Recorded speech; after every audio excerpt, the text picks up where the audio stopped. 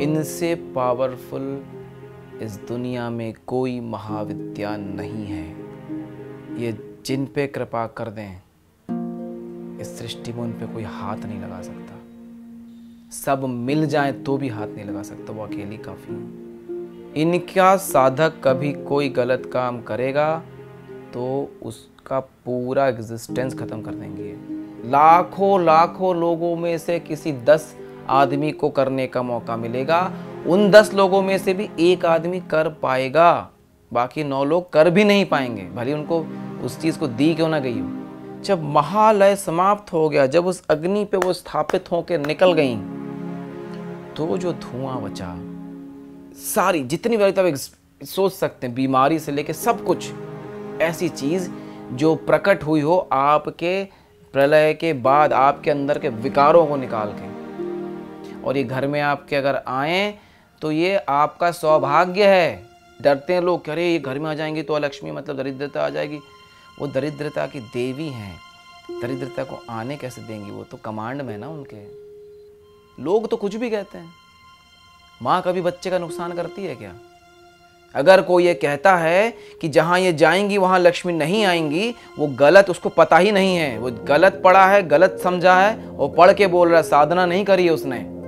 उनके 3 रूप हैं। इनका जो रूप आप देखते हैं ये इनका मुख्य रूप नहीं है, और दूसरा जो रूप है मैं आपको सिर्फ इतना ही बताऊंगा।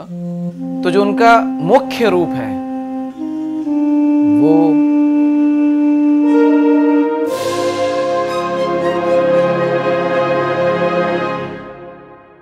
राम राम नमस्ते। आज हम बात करेंगे 7वीं महाविद्या की, माँ धूमावती की। उससे पहले आप लोगों के लिए एक समाचार है। बहुत से लोगों ने मुझसे मेरा नाम पूछा है, और अनुमति थी नहीं तो मैंने कभी नाम आपको बताया नहीं। मेरे गुरु ने अब मुझे अनुमति दी है, तो मैं अब आपको अपना नाम बता रहा हूँ। मेरा नाम विश्वनाथ मिश्रा है, ठीक है। और कुछ लोगों ने मेरे गुरु परंपरा के बारे में भी पूछा था, तो जगत गुरु आदि शंकराचार्य जी के परंपरा से मैं हूँ। अब हम बात करेंगे 7वें महाविद्या की, माँ धूमावती की।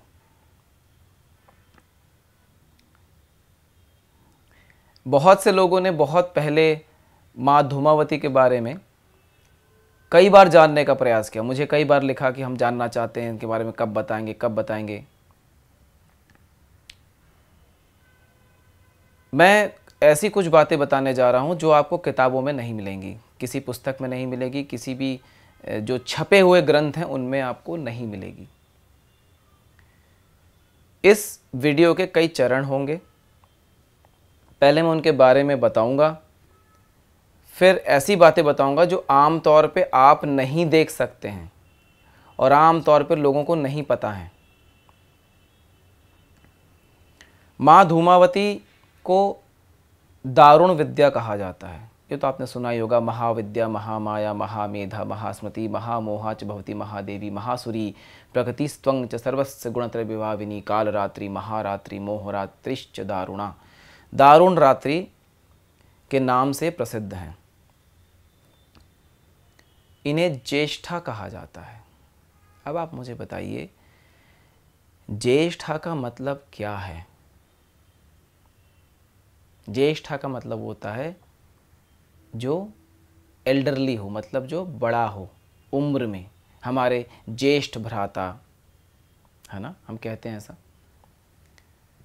ज्येष्ठ भ्रातृ। तो जो आपसे उम्र में बड़े हैं वो ज्येष्ठ कहलाते हैं। तो इस दुनिया में सबसे पहले कौन आता है, कनिष्ठ या ज्येष्ठ? जो बड़ी बहन है, जो ज्येष्ठा हैं, वो सबसे पहले आएंगी और फिर उसके बाद कनिष्ठा आएंगी। लक्ष्मी को कनिष्ठा कहा जाता है, वो कनिष्ठ है। वो ये जो हैं ज्येष्ठा हैं और लक्ष्मी जो है वो कनिष्ठ हैं, मतलब इनकी छोटी बहन है। इसीलिए इनका नाम अलक्ष्मी भी है। ठीक है, लक्ष्मी के इतर जो भी चीज़ें इस दुनिया में एग्जिस्ट करती हैं वो सब अलक्ष्मी हैं। जो लक्ष्मी नहीं है वो सब कुछ अलक्ष्मी है। आम तौर पे आपने सुन रखा होगा कि अलक्ष्मी है, दारिद्रता की देवी हैं और ऐसी कई सारी बातें। पर एक बात जान लीजिए, सारी महाविद्याओं के शिव हैं, भैरव हैं। इनके शिव और भैरव नहीं हैं। इन्होंने अपने शिव को ही खा लिया था। मतलब जो शिव और शक्ति हैं इस प्रकृति में,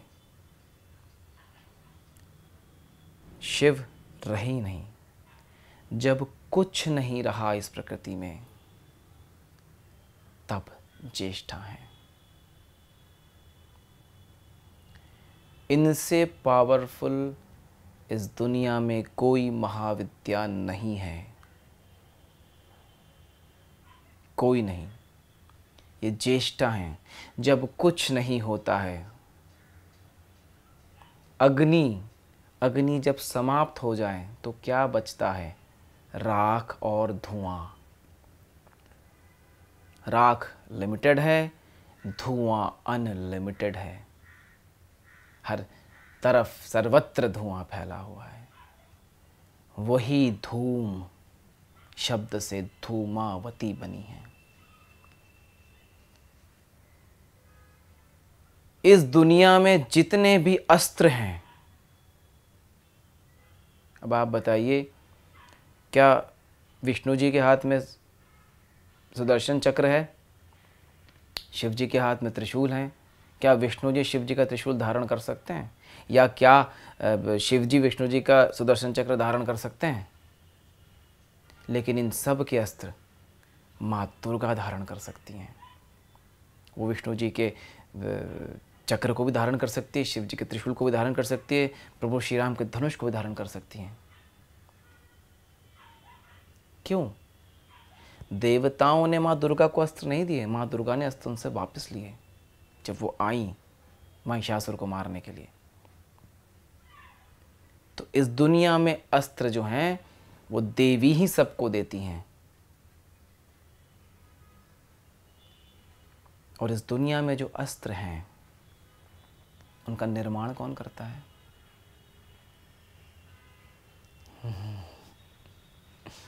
अब आप बताइए, इस विज्ञान को आप नहीं जानते थे। इस दुनिया में जितने भी अस्त्र हैं उनका निर्माण कौन करता है और उन्हें देता कौन है? जब इस सृष्टि में कुछ नहीं था, कुछ भी नहीं है, कोई रंग भी नहीं है, सब कुछ धुआं है, धूम है, उसके बाद सृष्टि उत्पन्न होती है दोबारा। या ऐसा कह लीजिए, शुरू होने से पहले की अवस्था वो माँ धूमावती हैं, ज्येष्ठा हैं। और वो जितनी कनिष्ठाएं हैं उनकी, उन सब को वो अपने हाथों से चीज़ें देती हैं। जितने भी देवियां आपने आज तक देखी होंगी, सबके हाथ में कुछ ना कुछ अस्त्र मिलेगा। इनके हाथ में आपको सिर्फ एक सूपा मिलेगा, बस सिर्फ एक सूपा। सबसे पावरफुल देवी हैं ये, इनको किसी अस्त्र की जरूरत ही नहीं है। जहां से गुजर जाएं वहां सारे देवी देवता सर झुका के खड़े हो जाएंगे। माँ धूमावती से पावरफुल इस सृष्टि में कोई देवी नहीं है, ये बात आप जान लीजिए। और उनकी साधना करना ऑलमोस्ट असंभव है। छोटे मोटे अंश आप उनके ग्रहण कर सकते हैं, पर वो जो छोटे मोटे अंश हैं वो भी बहुत रेयर है। लाखों लाखों लोगों में से किसी 10 आदमी को करने का मौका मिलेगा, उन 10 लोगों में से भी एक आदमी कर पाएगा, बाकी 9 लोग कर भी नहीं पाएंगे, भले उनको उस चीज़ को दी क्यों ना गई हो।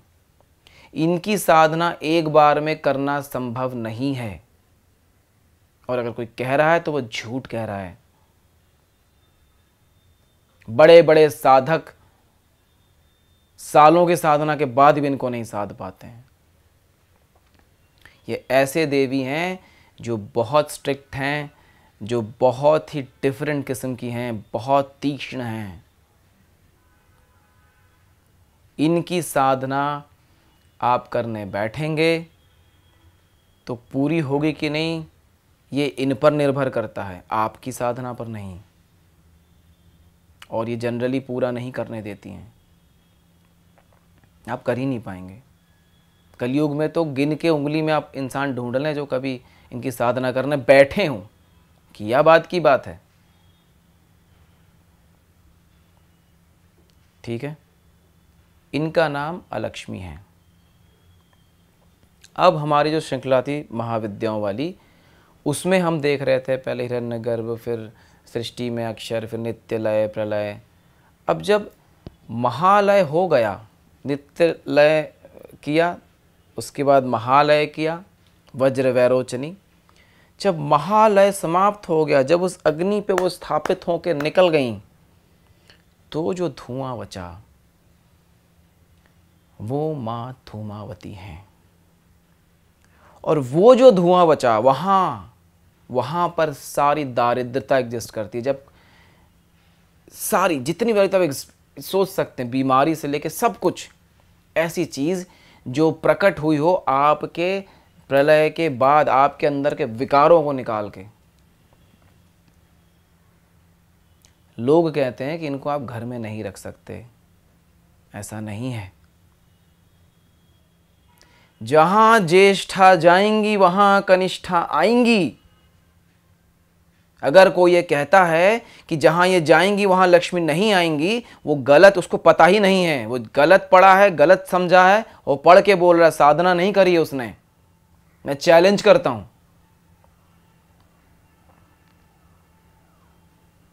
जहां ये जाएंगी लक्ष्मी वहीं आएंगी।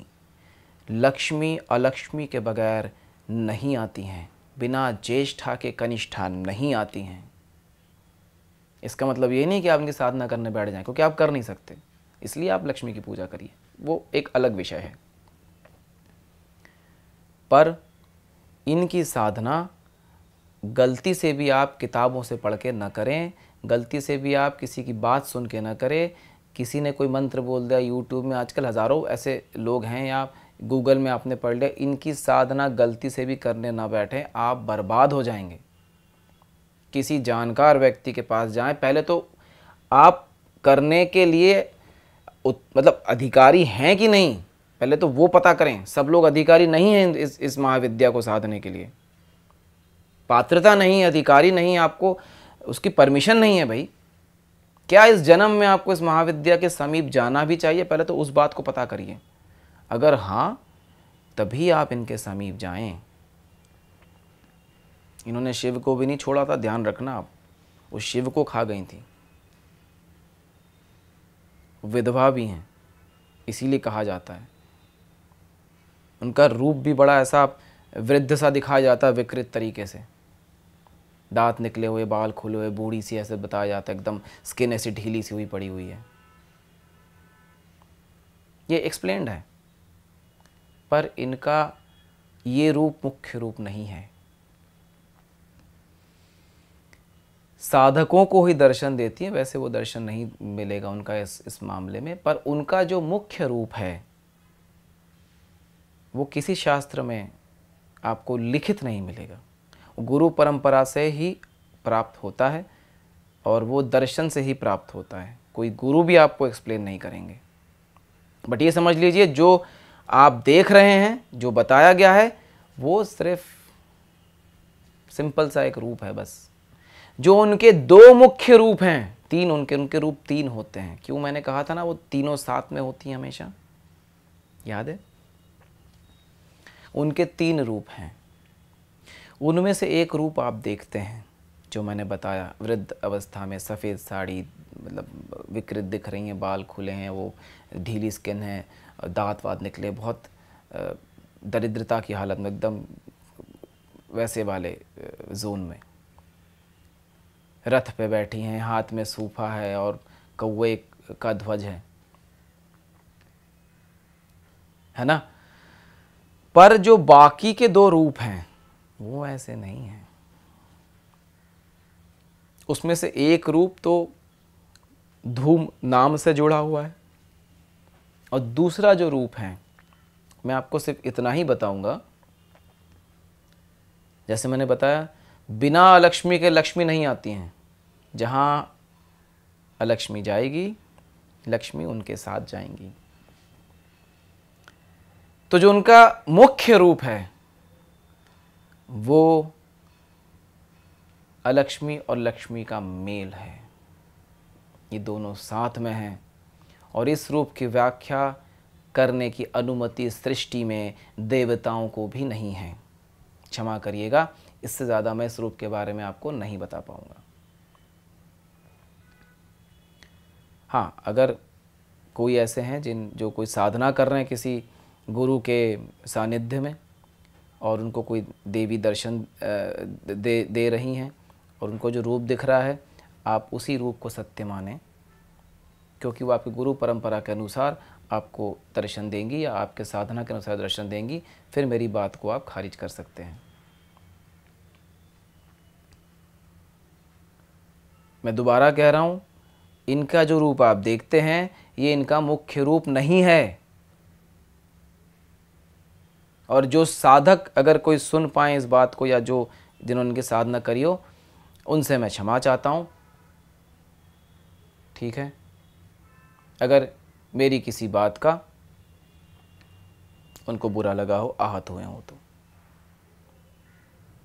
जो भी आप किताब में पढ़ रहे हैं, जो भी आप पुस्तक में देख रहे हैं, ये उनका मुख्य रूप नहीं है। ये बात आप दोबारा मैं आपको कह रहा हूँ, जान लीजिए। पर आप इस रूप में उनकी साधना लोग करते आए हैं।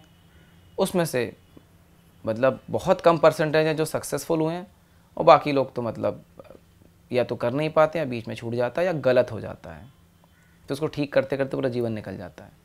ठीक करने की क्षमता भी नहीं है लोगों में इतनी कि जो कर सकें। इनकी साधना आमतौर पे गुरु के सानिध्य में ही की जाती है।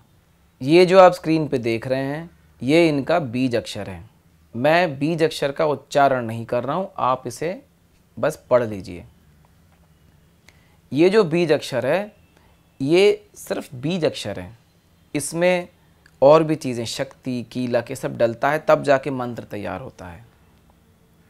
और इनके मंत्र विभिन्न प्रकार के हो सकते हैं। इस महाविद्या की साधना आपको देते हुए लोग नहीं मिलेंगे। इनका मंदिर भी नहीं है, एक ही मंदिर है खाली इनका, बस दतिया में है। उस मंदिर की कहानी शायद आपको पता हो। जो महाराज थे, उस समय इंडिया चाइना का वॉर था, और हम तो कुछ भी नहीं था, हम पे बहुत भारी पड़ रहा था। तो इन्होंने कहा कि इस राष्ट्र की सेवा के लिए, इस राष्ट्र की सेवा के लिए, इस राष्ट्र को बचाने के लिए हम यज्ञ करेंगे और इन माँ को स्थापित करेंगे। 100 ब्राह्मणों के साथ वो बैठे, उन्होंने यज्ञ को समाप्त किया। अंत में बलि हुई, वो बलि ग्रहण हुई, और फिर वो देवी वहाँ स्थापित हुई। दतिया में आप जाइए, आपको वहाँ माँ धूमावती का मंदिर मिलेगा। जो माँ बगलामुखी का मंदिर है, इसको पीताम्बरा पीठ कहते हैं, उसी परिसर में माँ धूमावती का मंदिर है। वहाँ के कुछ नियम हैं उस मंदिर के। वो नियम ये है, जो विवाहित स्त्री हैं, जो सुहागन स्त्रियां हैं, वो वहाँ दर्शन नहीं कर सकती हैं। अगर आपकी शादी नहीं हुई है या आप विधवा हैं तो आप जा सकते हैं।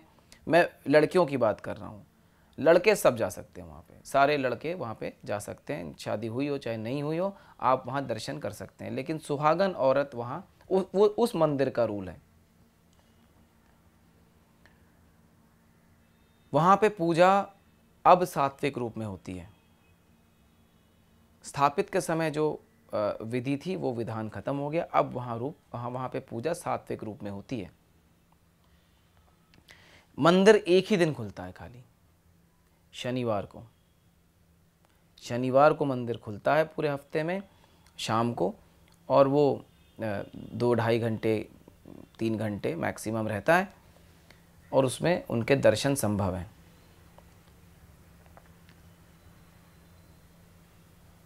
ठीक है, वहाँ पे उनका एक किस्म का रूप है, एक तरीके से उनको स्थापित किया गया है। वो जो उनका रूप है, वहाँ के जो साधक हैं, जो वहाँ से दीक्षित हैं, ठीक है, वो उनके लिए है। और आप जाएं, दर्शन करके आएँ, वो बहुत अच्छी बात है, उसमें कोई दिक्कत नहीं है। माँ धूमावती का रूप अत्यंत गुप्त है। मैं फिर से कह रहा हूँ, जो आप देखते हैं वो उनका मुख्य रूप नहीं है। उनके मुख्य रूप को देखने की क्षमता नहीं है, आप देख ही नहीं पाएंगे। पहली बात तो, अगर आप उत्तराधिकारी नहीं हैं उस, या अधिकारी नहीं हैं, या आपको पात्रता नहीं दी गई है, परमिशन मिलनी चाहिए।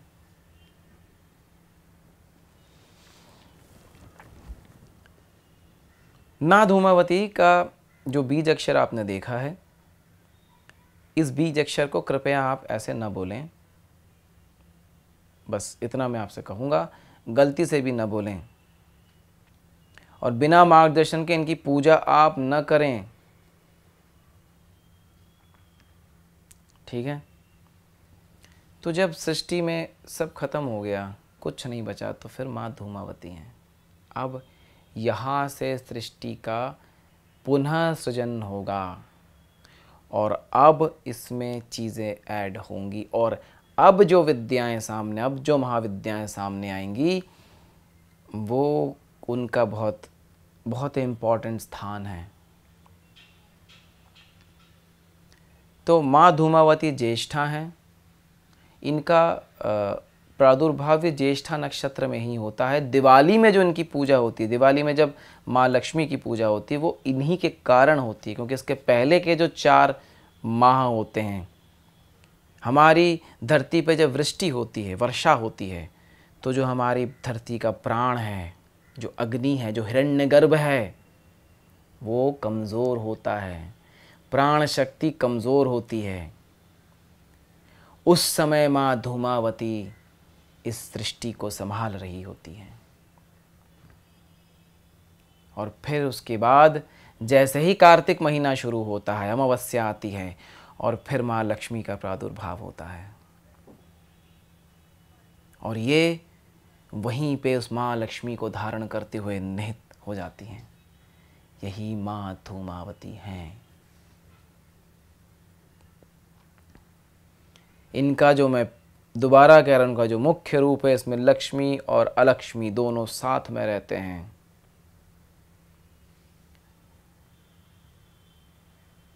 इनसे पावरफुल कोई नहीं है, कोई नहीं, कोई महाविद्या इनसे पावरफुल नहीं है। सब इन्हीं के अंडर आती हैं, ऐसा समझ लीजिए आप। और एक बात और बता दूं मैं, अकेले महाधूमावती की साधना संभव नहीं है बिना श्री विद्या के। 10 महाविद्याओं में आप किसी की भी एक बार साधना कर सकते हैं, सिंगल थोड़ा बहुत अंश, थोड़ा उनका ऊपरी साधना हो सकती है। इनकी ऊपरी भीतरी कोई साधना नहीं हो सकती बिना श्री विद्या के। ये साधना इनकी असंभव है। ठीक है, मैंने 1-2 फ़ोटोज़ अभी दी है, क्योंकि रेफरेंस के लिए आपको देना पड़ा। बाकी जो उनके असली रूप है, उनकी फ़ोटो तो नहीं दे सकते, मिलेंगी भी नहीं, और देना भी, मतलब अगर मैं खुद भी हाथ से बना के आपको दिखाऊं तो अब वो अनुमति नहीं होती है। माँ धूमावती की बहुत सारी बातें हैं। आप प्रश्न में मुझे लिखिए नीचे कमेंट में या मेल पे, मैं स्पेसिफिक आंसर दूंगा। इनकी जब आप उपासना करते हैं तो कुछ स्पेशल चीज़ें ध्यान रखनी पड़ती हैं। साफ़ सफाई से लेके हर एक शुद्धता का, हर एक बहुत ध्यान रखना पड़ता है। इनकी साधना में इतनी बारीकी से आपको काम करना पड़ेगा कि मतलब उसके बाद आपका जीवन अलग ही रूप में चलेगा। बहुत पावरफुल है, बहुत तीक्ष्ण है। और अगर आपने गलती से भी इसमें कुछ ऐसा किया जो अनैतिक है, अनुचित है, इनके साधना में, इनके साधना के बाद, इनके साधना के दौरान, या इनकी पूजा के दौरान, या इनके सानिध्य में, तो आप ख़त्म है। फिर आपको इस दुनिया में कोई नहीं बचा सकता। इनका साधक कभी कोई गलत काम करेगा तो उसका पूरा एग्जिस्टेंस ख़त्म कर देंगे ये। कोई माफ़ी नहीं है, कोई माफ़ी नहीं है।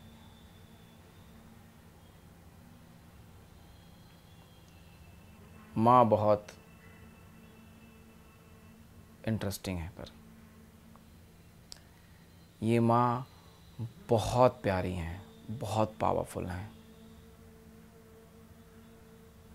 ये जिन पे कृपा कर दें, इस सृष्टि में उन पे कोई हाथ नहीं लगा सकता, कोई भी। सब मिल जाए तो भी हाथ नहीं लगा सकता, वो अकेली काफ़ी हैं। ये माँ धूमावती हैं। इनका एक मंदिर कामाख्या के परिसर में भी है, पर वो बाद में स्थापित हुआ है। जो हमारा मुख्य धूमावती माँ का मंदिर है वो दतिया में है, जो मध्य प्रदेश में है। और मैंने बताया कि भारत चीन की लड़ाई में वो लड़ाई रुक जाए और भारत का नुकसान ना हो, इसलिए वहाँ के महाराज ने उनको स्थापित किया जब भगवती की कृपा हुई। और उसकी एक कहानी है जो लोग बताते हैं कि जब उन्होंने अंत में बलि दी तो 100 ब्राह्मण लाए थे, वो महान पंडित लाए थे सब काशी यहाँ वहाँ से, और यज्ञ हुआ और उसके बाद बलि हुई। और बलि होने के बाद वहाँ 100 लोग बैठे थे, बट एक गीदड़ आया और वो मांस उठा के ले गया। लेकिन उस गीदड़ को जाते हुए सिर्फ एक ब्राह्मण ने देखा, वो भी पूंछ उसकी। पर जो महाराज, उन्होंने तो देखा था, तो उन्होंने कहा भाई अब ग्रहण हुआ है, अब ये माँ स्थापित हुई हैं। पूरा जो हमने अनुष्ठान किया वो पूर्ण रूप से संपन्न हुआ। और उसके बाद फिर इतिहास है। आपको कभी मौका मिले तो वहाँ जाइए, ठीक है। मैंने बताया शनिवार को वो 2-3 घंटे के लिए खुलता है, आप जाके वहाँ पे दर्शन करके आइए। बहुत ही विरला सा मंदिर है, आपको बहुत आनंद आएगा, ठीक है। और उतना ही काफ़ी है, उनका उतनी ही कृपा मतलब इस पूरे भारतवर्ष के लिए काफ़ी थी। अब आप समझ लीजिए कि उनकी शक्ति क्या होगी, ठीक है। तो अच्छा, कई लोग, अच्छा ये एक सवाल है कई लोगों का होगा ही दिमाग में कि भाई हम घर में इनकी पूजा करें कि नहीं। आप घर में बाहर कहीं भी इनकी पूजा कर सकते हैं, इनकी पूजा करने में कोई मनाही नहीं है, डरिए मत। लेकिन मैंने कहा ना, किसी के जानकार के सानिध्य में करिए, जैसा वो आपको बताएं वैसा करिए। इनकी पूजा गृहस्थ आश्रम के लोग भी कर सकते हैं। इनकी पूजा गृहस्थी के अंदर होती है, घर के अंदर होती है। और ये घर में आपके अगर आएँ तो ये आपका सौभाग्य है। जिस घर में ये आएंगी वहाँ से लक्ष्मी कभी जा नहीं सकती। ये बात आप भूल जाइए कि इनकी डरते हैं लोग, अरे ये घर में आ जाएंगी तो लक्ष्मी मतलब दरिद्रता आ जाएगी। वो दरिद्रता की देवी हैं, दरिद्रता को आने कैसे देंगी? वो तो कमांड में है ना उनके। भाई मेरे कमांड में अगर दुनिया का सबसे बौखलाया हुआ जानवर हो तो मैं उसको बोलूँगा ए तू यहाँ बैठ, जानवर उठेगा नहीं वहाँ से, बैठा। मेरे कमांड में है ना वो। तो वो भले ही वो नुकसान करने वाला जानवर हो, सबकी बैंड बजाता हो, लेकिन अगर वो मेरे कमांड में है तो मैं बोलूँगा यहाँ बैठ, इधर से हिलेगा नहीं तू, इसको नुकसान नहीं पहुँचाएगा। अब आप समझिए, दारिद्रता की देवी हैं वो, अलक्ष्मी हैं। उनके पास किस चीज़ की कमांड है? अगर वो आएंगी तो वो चीज़ बढ़ेगी या घटेगी? खुद दिमाग लगाइए आप। लोग तो कुछ भी कहते हैं। माँ कभी बच्चे का नुकसान करती है क्या? कभी करती है क्या? माँ कभी बच्चे का नुकसान नहीं करती। प्रोवाइडेड बच्चा इस प्रकृति का नुकसान न करे, प्रोवाइडेड बच्चा इस बनाई हुई सृष्टि का नुकसान न करे, प्रोवाइडेड वो जो बच्चा है वो माँ की बनाई हुई प्रकृति का सम्मान करते हुए, सामंजस्य बनाते हुए सनातन को जीवित रखे। माँ धूमावती के चरणों में वीडियो समर्पित है। उनसे श्रेष्ठतम महाविद्या नहीं है। और इस चैनल को आप अधिक से अधिक लोगों तक पहुंचाइए। ठीक है।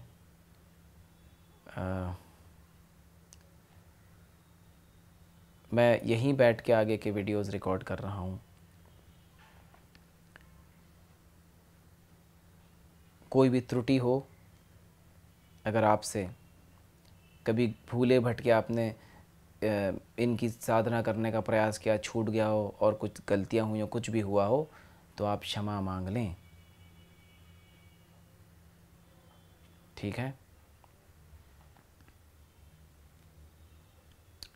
मैं महाविद्याओं पे आगे डिटेल में वीडियो दूंगा, और भी जैसे जैसे मेरे गुरु से मुझे अनुमति मिलेगी उनके अनुसार मैं आगे काम करूंगा।